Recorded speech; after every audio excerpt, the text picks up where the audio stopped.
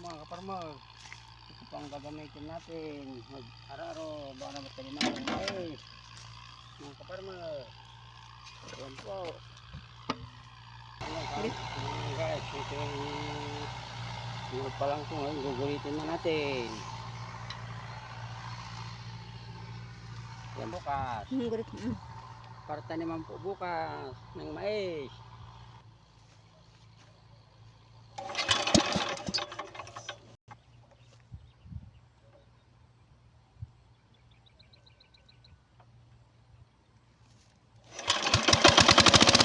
Papakita ko po sa inyo kung paano yung gulit na sinasabi sa Ilocano. Hindi ko po alam sa Tagalog mga farmers. Ito po, tingnan natin.